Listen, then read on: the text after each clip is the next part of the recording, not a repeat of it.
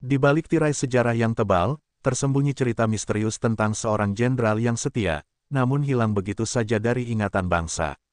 Namanya Jenderal Kakao Hartono, sosok jenderal yang setia kepada Presiden Soekarno, namun tak pernah diabadikan dalam buku-buku sejarah.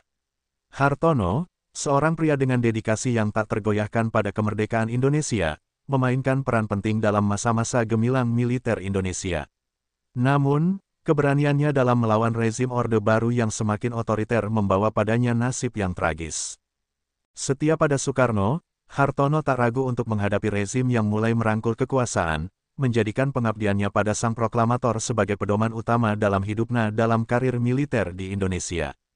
Ketika tuduhan mengenai keterlibatan Soekarno dalam peristiwa Lubang Buaya menyeruak, Hartono, dengan tegar, menyatakan kesetiaannya pada Bung Karno, bahkan jika itu berarti melawan rezim yang baru berkuasa. Kematian misterius Hartono, dengan tembakan misterius yang mengecoh di bagian kepalanya, meninggalkan tanda tanya besar. Meski dianggap sebagai bunuh diri, banyak kejanggalan yang mengitari kepergian jenderal yang berani ini. Senjata dengan peredam yang ditemukan di dekatnya hanyalah satu dari banyak misteri yang mengitari kematian Hartono. Tak lama setelah kematian misterius itu, keluarganya, yang terpaksa meninggalkan negara setelah penugasan Hartono di Korea Utara, kembali ke Indonesia.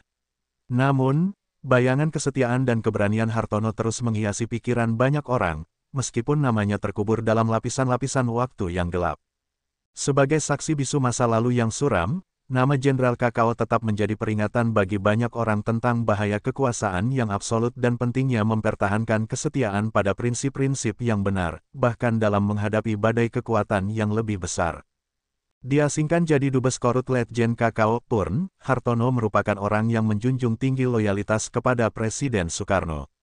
Sepanjang hidupnya ia memiliki peran penting terhadap kemerdekaan Indonesia. Ia banyak menduduki kursi-kursi penting kemiliteran. Kiprahnya membuat citra militer Indonesia pernah sampai masa puncaknya. Pria kelahiran 1927 itu menjabat sebagai Komandan KKO dan Panglima Angkatan Laut.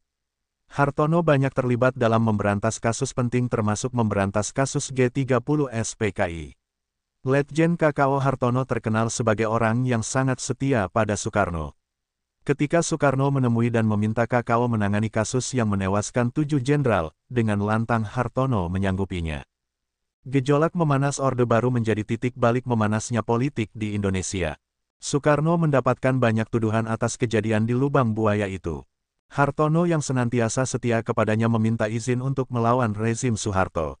Pejah gesang melu, hidup mati ikut Bung Karno. Putih kata Bung Karno, putih kata Kakao. Hitam kata Bung Karno, hitam kata Kakao, tugas Hartono dalam menjalankan misinya. Nyatanya hadirnya Hartono di samping Soekarno menjadi ancaman tersendiri bagi Soeharto. Berawal dari kemiliteran, Hartono dipindahkan ke Kedutaan Besar Korea Utara pada tanggal 9 November tahun 1968. Hartono dan Kakao mencium niat buruk dari Soeharto. Ia merasa Soeharto ingin menyingkirkannya secara perlahan. Dalam tugasnya saat pertemuan Dubes Asia Pasifik, Hartono dipanggil kembali ke Indonesia. Tak lama berselang, Hartono ditemukan meninggal dengan luka tembakan pada bagian kepala. Ditemukan pistol dengan peredam di sampingnya. Diindikasikan Hartono meninggal karena bunuh diri. Namun banyak sekali kejanggalan yang belum terungkap dari wafatnya Jenderal Kakao itu. Letjen Kakao Hartono dimakamkan di Kalibata pada tanggal 7 Januari tahun 1971. Seluruh keluarga Hartono berangkat dari Pyongyang, Korea Utara, dan baru tiba 2 pekan kemudian ke Indonesia. Menurut pemerintahan Orde Baru, Hartono tewas bunuh diri. Namun hal tersebut disangsikan kebenarannya oleh mantan Gubernur DKI Jakarta Letjen Kakao Purn Ali Sadikin dan mantan Wakasal Laksamana Madya Rahmat Sumengkar. Saya temukan Hartono terduduk di kursi dengan darah membasahi bagian belakang kepala.